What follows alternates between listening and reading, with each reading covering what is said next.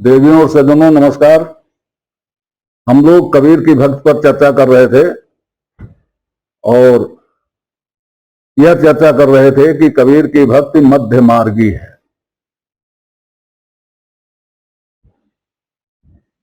मध्य मार्ग हमने बताया कैसा क्या होता है। अति को, सभी प्रकार की अति को छोड़ देना मध्य मार्ग है। निठल्ले बैठे रहना एक अति है और जंगल में जाकर के एक पैर पे खड़े होकर तपस्या करना ये भी एक अति है। कबीर इन दोनों के विरुद्ध है। अब उनकी कुछ साखियां हम आपको सुनाते हैं जिससे उनके मध्य मार्ग का पता चल जाएगा। बहुत हैं लेकिन कुछ हमने चुनी है। एक अंग ही है जिसका नाम है मध्य को अंग। मध्यंग जे को रहे तो तिरत न लागे बार।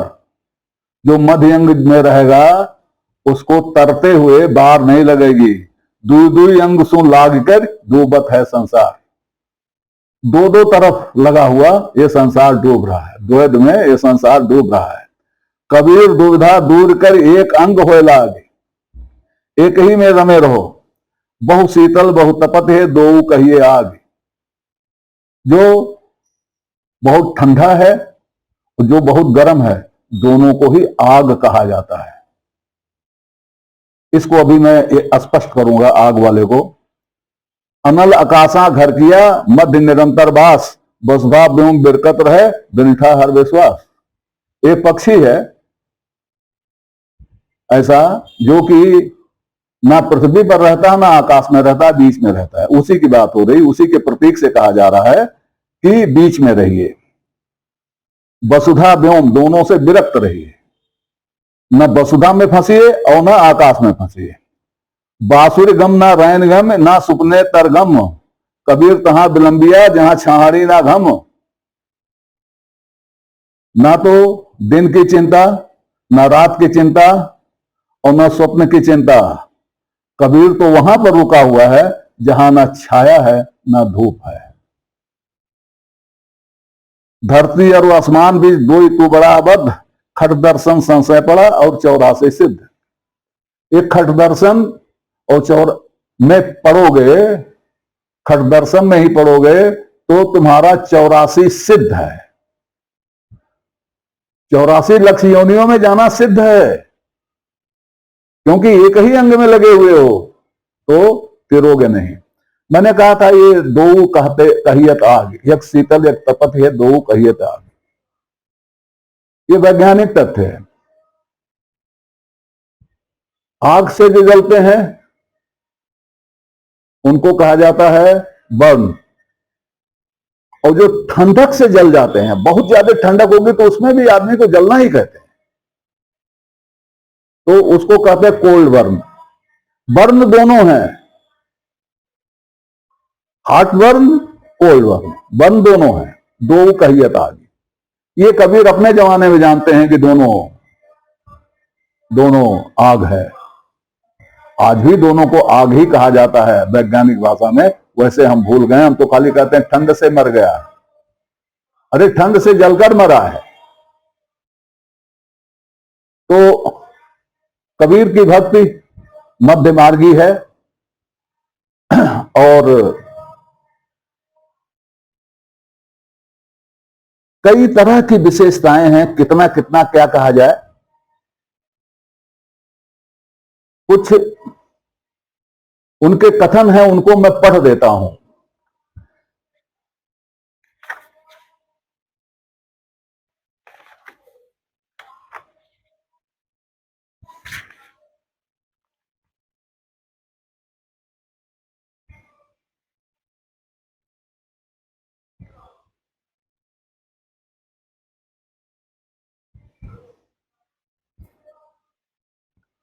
उनकी भक्ति वेद विवर्जित भी है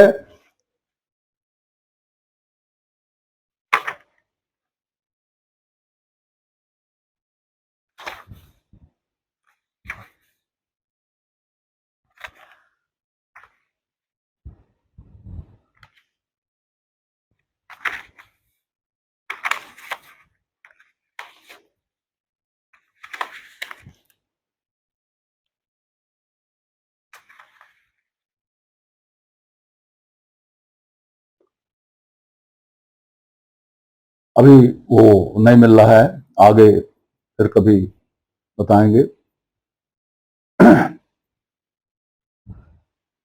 एक बात और कही जाती है, कबीर ने एक जगह कहा, भक्ति नारदी मगन शरीरा, यही विधि भाव तर कहत कबीरा।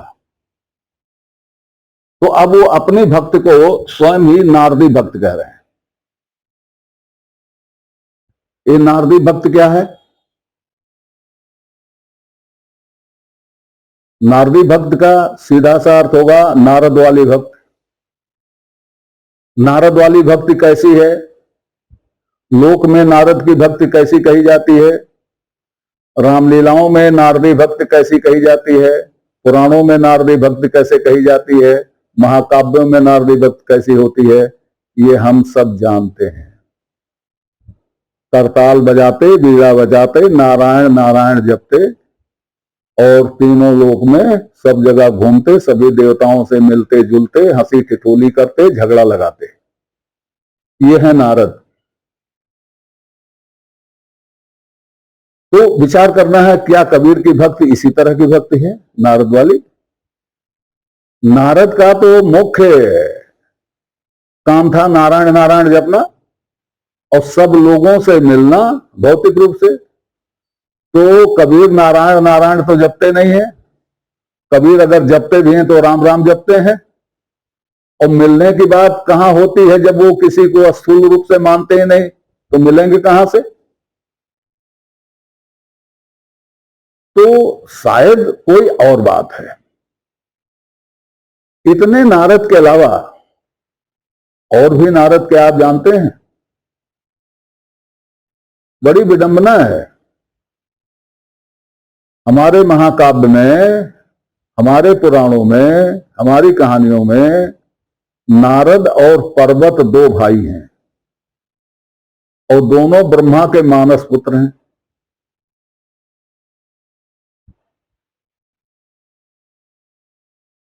वेद में भी नारद और पर्वत दो भाई हैं, दोनों ऋषि हैं, और उनके मंत्रों से ऐसा नहीं लगता कि वो किसी के भक्त हैं। वहां नारद और पर्वत कांडो कहे गए हैं, मतलब वो कांडो के पुत्र हैं। मानस पुत्र, ब्रह्मा का मानस पुत्र तो हर विद्वान हो जाता है, कहा जाता है। तो इस अर्थ में चूंकि दोनों विद्वान थे, इसलिए वो मानस पुत्र इस अर्थ में कहे जा सकते हैं, वो ब्रह्मा के मानस पुत्र कहे जा सकते हैं। लेकिन वेद में उन्हें कांडो कहा गया। अब ये संयोग नहीं हो सकता। आप कहें, कोई कहे कि वो नारद पर्वत दूसरे थे, ये नारद पर्वत दूसरे हैं, ये कोई फिल्मी कहानी नहीं है कि संयोग से ऐसा हो गया। ऐसा है, कहानी बनाने के लिए पात्र चाहिए। पात्र कहीं से लाए जाएंगे, अपने समाज से ही पात्र आएंगे या अपनी पुरानी किताबों से पात्र आएंगे, वही पुराणों में ले आए गए। तो अब आती है बात भक्त नारदी। तो वहां भी ऐसी कोई भक्त नहीं है, वेदों में भी नारद की। नारद प्रसिद्ध जरूर हैं भक्त, नारद भक्त प्रसिद्ध हैं और वो बहुत बड़े भक्त हैं। इतने बड़े भक्त हैं कि वो बेरोक टोक कहीं किसी के यहां भी आ जा सकते हैं। उनको घंटी नहीं बजानी है, दरवाजा नहीं खटखटाना है, वो कहीं भी प्रकट हो सकते हैं, कहीं भी जा सकते हैं, किसी के पास जा सकते हैं, कोई उन्हें जाने से रोक नहीं सकता। इतने बड़े भक्त हैं वो। और दूसरे उनके सारे कार्य क्या होते हैं? सारे कार्य उनके परानुग्रह कांक्षया होते हैं, दूसरे के कल्याण के लिए होते हैं, अपने लिए नहीं होते। दूसरे के कल्याण के लिए वो स्वयं भी हास्य के पात्र बन जाते हैं, दूसरे के कल्याण के लिए वो देवताओं को भी हास्य का पात्र बना देते हैं। तो भक्त तो हैं वो, बहुत बड़े भक्त हैं। लेकिन क्या कबीर जब कहते हैं भक्ति नारदी, तो क्या ये उन्हीं नारद वाली वही भक्ति है? नहीं, वो भक्ति नहीं है। तो फिर कौन सी भक्ति है? कबीर स्वयं ही कह रहे हैं भक्ति नारदी मगन शरीरा, वो कौन सी भक्ति है? असल में ऐसा है, नारद शब्द का एक अर्थ होता है। नार का अर्थ होता है ज्ञान और द का अर्थ होता है देने वाला। नारद अर्थात ज्ञान देने वाला, और नारदी का मतलब ज्ञानदायिनी। कबीर की भक्ति इस अर्थ में नारदी है कि वह ज्ञानदायिनी है, ज्ञान देती है। वह उपदेश नहीं करती, वह उपदेश नहीं करती, वह ज्ञान देती है। उस ज्ञान में उपदेश निहित होते हैं। तो फिर ये नारदी कहने का मतलब क्या हुआ? आखिर कबीर ने नारदी क्यों कहा? असल में 11वीं शताब्दी में एक ग्रंथ की रचना किया किसी ने, रचनाकार का नाम नहीं मालूम, भक्ति सूत्र की रचना की, और उसका नाम उन्होंने दिया नारद भक्ति सूत्र, नारद के नाम पर, क्योंकि नारद सबसे बड़े भक्त माने जाते हैं। इसी नाते शायद उन्होंने अपनी पुस्तक का नाम नारद भक्ति सूत्र दिया। हालांकि इसमें पौराणिक नारद, महाकाव्य के नारद या वेद के नारद का कुछ भी नहीं है। तो देवताओं के नाम पर, ऋषियों के नाम पर किताबों का नाम रखने की यहां परंपरा रही है। उस परंपरा के तहत, क्योंकि भक्त की बात थी, सबसे बड़े भक्त नारद समझे जाते हैं, तो उन्होंने नारदीय सूक्त, भक्ति सूक्त, इसका नाम रख दिया। 11वीं शताब्दी की लिखी यह पुस्तक भक्तों में कबीर के समय तक बहुत प्रचारित हो गई होगी। कुछ लोगों ने इसको दरकिनार कर दिया होगा, जिनको कि इसे सहेज कर रखना चाहिए था, पालन करना चाहिए था, उन्होंने इसको दरकिनार कर दिया। कबीर जैसे सारग्रहियों ने ही इसको दरकिनार नहीं किया, इसका पालन किया। इसका पालन कबीर ने किया, इसका पालन रामानंद जी ने भी किया होगा, क्योंकि ये दोनों 11वीं शताब्दी के बाद के हैं। तो इसमें, इस सूत्र में कुछ मंत्र हैं, कुछ वाक्यांश हैं, कुछ निर्देश हैं, जिनका पालन भक्तों द्वारा किया जाना था। कबीर ने किया है, और वह खुल करके अपनी भक्ति को नारदी इसी कारण कहते हैं कि नारद सूत्र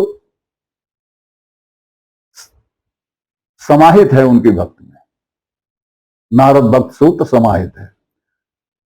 कुछ सूत्रों को मैं आपके समक्ष ऐसे रखता हूं, जैसे सत्वास्मिन् परम प्रेम रूपा,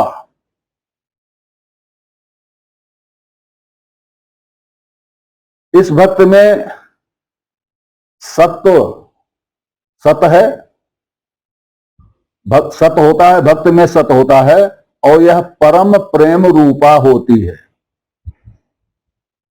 ये ध्यान दीजिएगा। तुलसीदास जी के रामचरितमानस से हमको मिलता है ज्ञान पंथ कृपाण की धारा। तो कृपाण की धारा पे कौन चलेगा, कौन चल पाएगा? कबीर ने इस सूत्र के आधार पर, या कबीर ने अपनी भक्ति में ज्ञानदायी भक्ति जो थी, ज्ञानमयी भक्ति जो थी, उसमें उन्होंने प्रेम मिला दिया। तो प्रेम मिला दिया तो वह भक्ति प्रेमास्पद हो गई, प्रेम रूपा हो गई। जब वो प्रेम रूपा हो गई तो कृपाण की धार पर उसको कोई कष्ट नहीं होना है। अब वो प्रेम मार्गी हो गई, रुक्ष नहीं रह गई। तलवार वृक्ष को काटती है, तलवार कोमल को नहीं काटती, तलवार केला नहीं काट सकती। तो ये प्रेम रूपा। इसी तरह से है तदेव साध्यता, वही साध्य है। फिर है यज्ञ ज्ञात्वा महतो भवति लब्धो भवति आत्मा रामो भवति।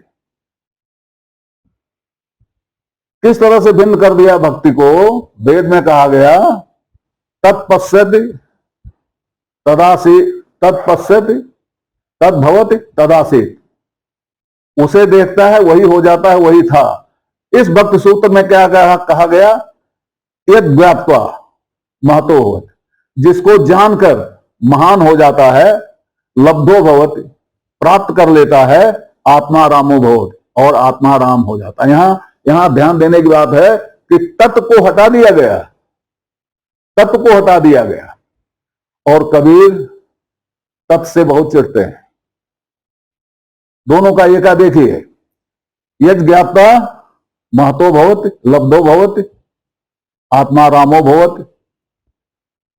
इसी में आगे कहा गया कि इस भक्त के लिए प्रमाण की आवश्यकता नहीं है, यह स्वयं प्रमाण है। इस भक्त के लिए शास्त्रों के प्रमाण की आवश्यकता नहीं है, यह स्वयं प्रमाण है। इस तरह से तमाम चीजें हैं। कहा गया नास्ति तेष जाति विद्या रूप कुल धान क्रियादि। यह कुछ भी जाति कुल आदि की बिल्कुल अपेक्षा नहीं करती। जात पांच पूछे नहीं कोई, हरि का भजे सो हरि का होई। तो ये नारद सूक्त है और कबीर की भक्ति नारद सूक्त के समांतर चलती है। इसीलिए कबीर ने स्वयं अपनी भक्ति को भक्ति नारदी कहा है, नारद के नाते नहीं कहा है। आगे भक्ति पर चर्चा होती रहेगी। अभी विश्राम लेते हैं, तब तक के लिए नमस्कार। आपसे निवेदन है कि श्रृंखला को अपनी लाइक दें, इसको सब्सक्राइब करें और कमेंट बॉक्स में जाकर अपनी टिप्पणी प्रस्तुत करें, अपनी जिज्ञासा व्यक्त करें, अपने प्रश्न पूछें। यथा समय आपकी जिज्ञासाओं और प्रश्नों का समाधान करने का प्रयास किया जाएगा। धन्यवाद।